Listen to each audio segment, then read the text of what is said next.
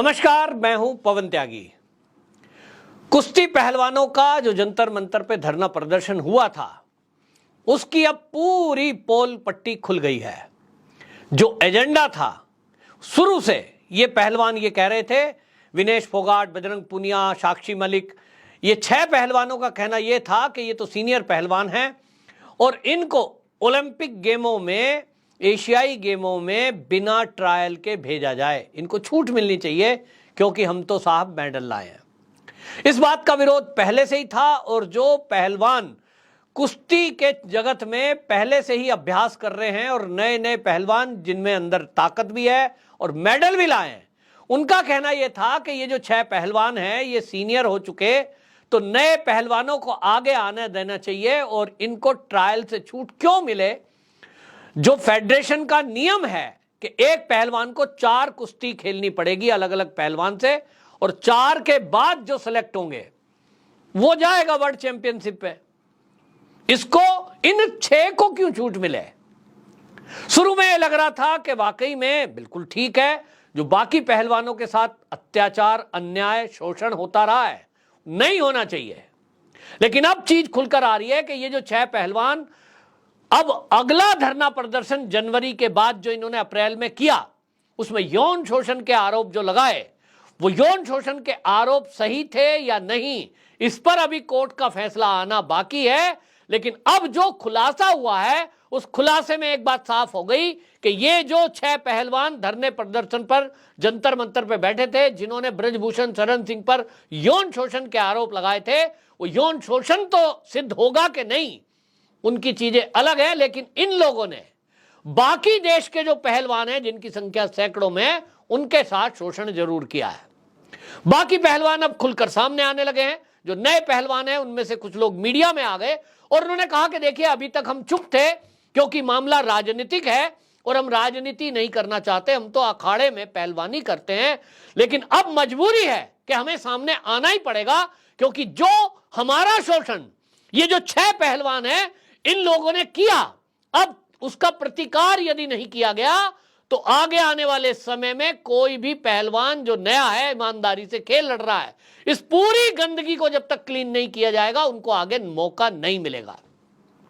इस सारे मामले में आपको बताएं, योगेश्वर दत्त सामने आए और सीनियर पहलवान हैं, अवार्ड लाए हैं। उन्होंने एक और केस खोल दिया और चौंकाने वाला खुलासा किया कि किस तरह से ये जो विनेश फोगाट है, इसने जब ये मेडल लेके आई तो सरकार की एक योजना है कि द्रोणाचार्य अवार्ड के तहत, ये द्रोणाचार्य पुरस्कार 1984 में केंद्र सरकार ने इसको लागू किया था और ये तय किया था कि खिलाड़ी के साथ साथ उसके जो कोच हैं उनको भी पुरस्कृत किया जाएगा और इसमें नगद अवार्ड भी दिया जाएगा।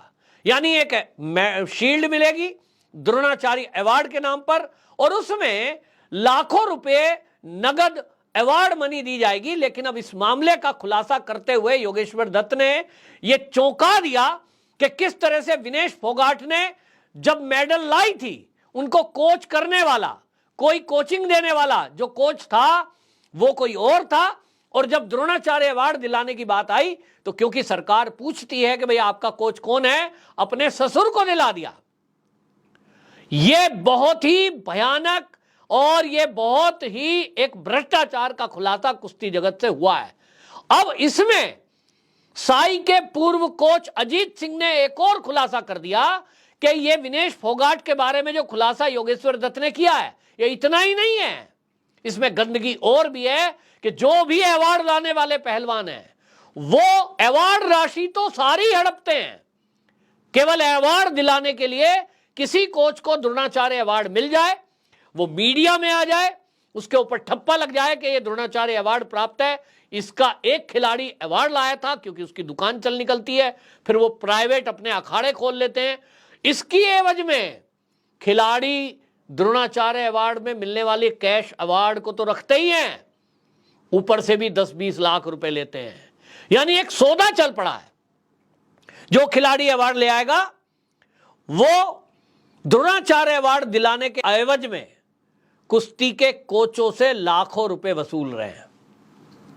अब यह बहुत चौंकाने वाला खुलासा है और सरकार को इस पर ध्यान देना चाहिए कि अगर ऐसा हो रहा है, इस पर राय भी रखी है। पूर्व कोच ने कहा है इसके लिए हमारा एक सजेशन है, और सजेशन क्या है कि जब पहली बार कोई कोच आए 15-16 साल की अवस्था में, उससे पहले ही लिख के ले लेना चाहिए कि आपका कोच कौन है, उसकी पूरी डिटेल दो, ताकि ये जो लास्ट मोमेंट पर अवार्ड लाने के बाद कोच बदलने का खेल जो चल रहा है, पैसे के बिहाफ पर जो द्रोणाचार्य अवार्ड दिलवाया जा रहा है, ये खेल खत्म हो, ये भ्रष्टाचार खत्म होना चाहिए।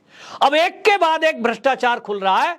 तो अब इसमें आपको बता दूं, जाट पॉलिटिक्स करने वाली जो कांग्रेस है, जिसमें खास तौर पे दीपेंद्र हुड्डा का नाम आ रहा है, अब कुल मिलाकर उनकी मुसीबत आ गई है, क्योंकि अब जाट कम्युनिटी ही उसके विरुद्ध में खड़ी हो गई है।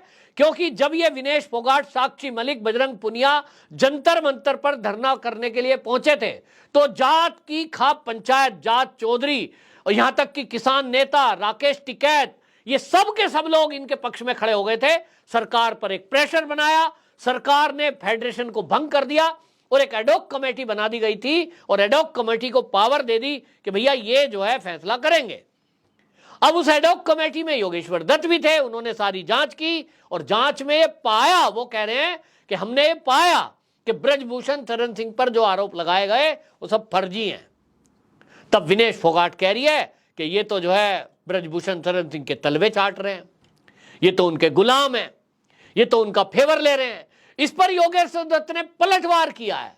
उन्होंने कहा विनेश फोगाट जो कह रही है कि मैं आज तक कभी भी रिटायर होने के बाद कुश्ती संघ से, मैं कुश्ती के खेल जगत से, क्या मैं कभी भी ब्रजभूषण शरण सिंह के किसी कार्यक्रम में गया हूं?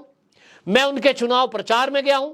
और मैं इलेक्शन लड़ा हूं तो क्या वो मेरे इलेक्शन में आए? नहीं। इस पर वो दावा कर रहे हैं कि विनेश फोगाट उनके फैमिली में कितनी बार उनकी शादियों में गई है, चुनाव प्रचार में गई है, रिश्तेदारियों तक में गई है।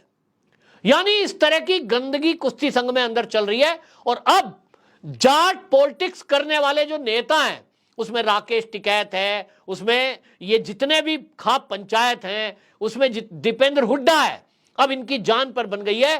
क्योंकि एक तरफ 6 खिलाड़ी हैं, ये जाट खिलाड़ी, जिन्होंने ब्लैकमेल करके सरकार से अपनी बात मनवा ली है, क्योंकि उनको बिना ट्रायल अब ओलंपिक में भेजा जा रहा है, इनको रैंकिंग, वर्ल्ड रैंकिंग में भेजा जा रहा है। उन्होंने तो अपना काम बनवा लिया, अपने हिसाब से फेडरेशन उन्होंने सस्पेंड करा दी, और उसके बाद एडॉक कमेटी, और अगला चुनाव में भी जुगाड़ कर लिया, क्योंकि उन्होंने ये कह दिया ब्रजभूषण शरण सिंह की फैमिली से कोई भी इस चुनाव में ना हो।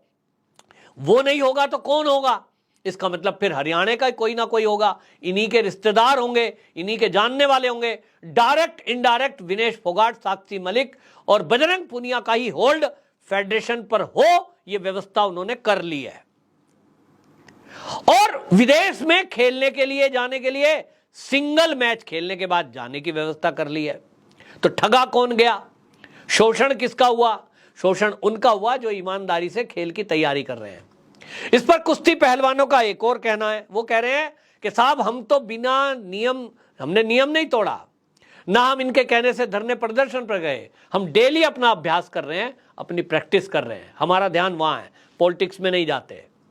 तो हम जो नियम कायदे कानून मानकर फेडरेशन का अपनी कुश्ती पर ध्यान दे रहे हैं, हमें तो ये सजा मिल रही है कि हमें 4 कुश्ती करनी है, तब हम विदेश जा पाएंगे। और ये जो पहलवान हैं जिन्होंने राजनीति की, जिन्होंने मोदी तेरी कब्र खुदे के नारे लगानों के साथ कंधे से कंधा मिलाया, जिन्होंने नेशनल हाईवे को जाम करके एमएसपी की डिमांड कर रहे किसान आंदोलन वाले लोग, उनके साथ सुर में सुर मिलाया, जिन्होंने 2024 में मोदी को उखाड़ फेंकने के लिए आह्वान किया, जिन्होंने वर्ल्ड फेडरेशन को भारत के अंदर कुश्ती का जो खेल है वो बैन करो, बंद करो, ये आह्वान किया, भारत को बदनाम किया, जिसकी गूंज अभी मोदी की अमेरिका यात्रा तक में दिखाई दी। यानी इन्होंने एक मुद्दा दे दिया, देश को बदनाम किया, फेडरेशन को बदनाम किया, खिलाड़ियों को बदनाम किया। ऐसे 6 पहलवान ये अपनी मर्जी चला रहे हैं, इनको सारी छूट सरकार की तरफ से मिल गई। तो कोई सरकार को कह रहा है साहब सरकार ने ऐसा क्यों कर दिया? भाई इसलिए कर दिया, उनके लिए तो खिलाड़ी हैं, उन्होंने कहा भाई सीनियर खिलाड़ी हैं। लेकिन अब अंदर से जो आक्रोश फूट रहा है, स्पेशली हरियाणा में जाट खिलाड़ी, क्योंकि वहां हजारों फैमिली इससे जुड़ी हैं, अब वो ये कह रही हैं कि ये सारा खेल रचने वाले ये जो 6 खिलाड़ी हैं, इन्होंने ब्लैकमेल करके अपनी बात मनवाने के लिए ही सारा ड्रामा रचा था और इसके पीछे दीपेंद्र हुड्डा था। तो अब दीपेंद्र हुड्डा यानी कांग्रेस, अब कांग्रेस की जान पर बन गई है हरियाणा में। और अब जब चुनाव होगा इसका सबक मिलेगा और अब आपको समझ में आएगा कि भारतीय जनता पार्टी को जो लोग ये कह रहे थे कि साहब इस पर मोदी कुछ नहीं बोल रहे हैं, इस पर अमित शाह कोई बयान नहीं दे रहे हैं, भाई वो क्या बोलेंगे। एडॉक कमेटी बना दी, उसने जो रखी बात वो आ गई सामने। और जो ये 6 पहलवान धरना प्रदर्शन कर रहे थे, जब भारतीय जनता पार्टी का कोई लीडर इसमें नहीं बोल रहा था, मैंने कई वीडियो इस पर किए हैं कि ये एक साजिश है, ये एक षड्यंत्र है, ये एक ब्लैकमेलिंग है। तो तब कोई मान नहीं रहा था। मुझे भी कमेंट बॉक्स में गालियां दे रहे थे लोग, अरे साहब बेटी आपके घर में नहीं है क्या।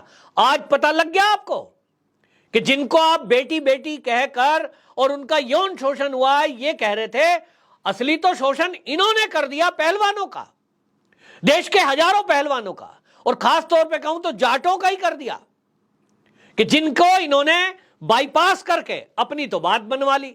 ये तो जा रहे हैं साहब वर्ल्ड रैंकिंग में, ये तो जाएंगे साहब एशिया गेम में, मेडल भी ले आ सकते हैं क्या पता। और बाकी जो तैयारी कर रहे हैं वो जाए भाड़ में। तो भाई जाट ही तो हैं, जाट 6 पहलवानों ने जाट ही पहलवानों को छल लिया। तो अब वो सड़क पर आ रहे हैं, उतर रहे हैं, मीडिया में आकर अपनी बात रख रहे हैं। अब उनको योगेश्वर दत्त ने कहा है कि भैया प्रधानमंत्री को लिखो, राष्ट्रपति को लिखो, अमित शाह को लिखो, गृह मंत्री को, खेल मंत्री को लिखो कि आप इनकी ब्लैकमेलिंग में ना आए। इन्होंने फर्जी आरोप लगाए थे और फर्जी आरोप लगा के केवल इनको अपनी बात मनवानी थी। अब अभी तक जो खिलाड़ी नहीं बोल रहे थे, ये बात उठ रही थी, मीडिया में भी ये बात थी कि भाई ये जो खिलाड़ी धरना प्रदर्शन कर रहे हैं, आखिरकार यदि ये झूठे हैं, यदि ये गवर्नमेंट को ब्लैकमेल कर रहे हैं, यदि ये ब्रजभूषण शरण सिंह को ब्लैकमेल करके फेडरेशन पे कब्जा करना चाहते हैं, तो बाकी जो कुश्ती के पहलवान हैं वो आगे आके बोल क्यों नहीं रहे। कुछ कोच कह रहे थे कि साहब सारे पहलवानों को पता है कि विनेश फोगाट कितनी झूठी है, ये बजरंग पुनिया कितना झूठा है, पॉलिटिक्स करता है। बाकी पहलवान तो सामने आ ही नहीं रहे।